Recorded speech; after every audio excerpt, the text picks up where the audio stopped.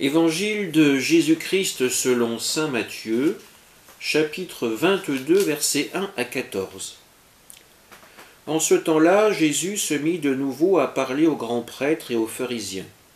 Il leur dit en parabole, « Le royaume des cieux est comparable à un roi qui célébra les noces de son fils. Il envoya ses serviteurs appeler à la noce les invités, mais ceux-ci ne voulaient pas venir. Il envoya encore d'autres serviteurs dire aux invités, « Voilà, j'ai préparé mon banquet, mes bœufs et mes bêtes grasses sont égorgés, tout est prêt, venez à la noce. » Mais ils n'en tinrent aucun compte et s'en allèrent, l'un à son champ, l'autre à son commerce. Les autres empoignèrent les serviteurs, les maltraitèrent et les tuèrent. Le roi se mit en colère, il envoya ses troupes, fit périr les meurtriers et incendia leur ville. Alors il dit à ses serviteurs, « Le repas de noces est prêt, mais les invités n'en étaient pas dignes. Allez donc aux croisées des chemins.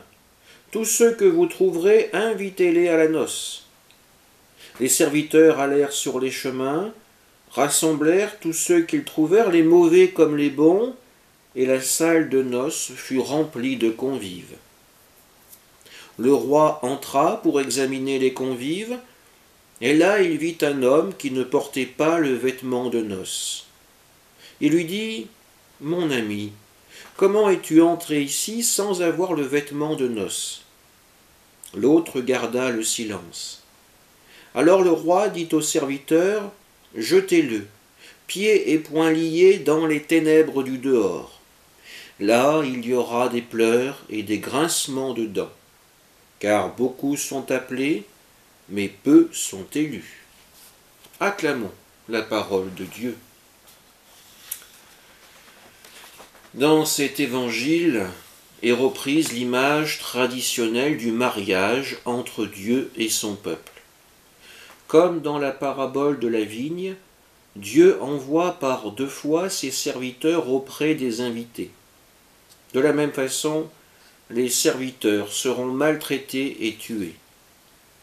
À travers ces serviteurs, nous reconnaissons les envoyés de Jésus. Le temps est venu, le temps de l'accomplissement des promesses de Dieu. Devant la violence des invités, Dieu réagira de même.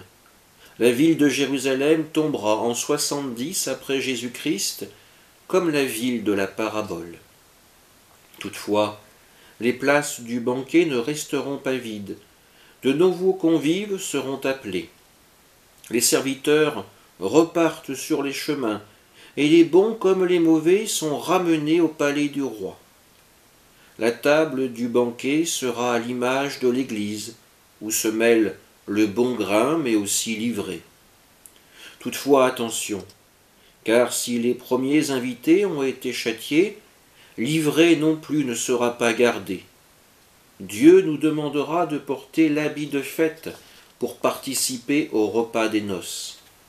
Pour nous, il s'agira de porter notre habit de baptême, cet habit qui montre notre adoption par Dieu. Jésus nous le rappelle aujourd'hui. Nous avons reçu le sacrement du baptême, mais ce dernier a besoin de notre volonté pour grandir, pour porter du fruit. Jean-Paul II nous le disait avec ces mots, « France, qu'as-tu fait de ton baptême ?» Alors peut-être qu'en ce dimanche, nous pouvons prendre quelques instants pour réfléchir à cette question. Qu'avons-nous fait de notre baptême, de notre habit de fête ? Amen.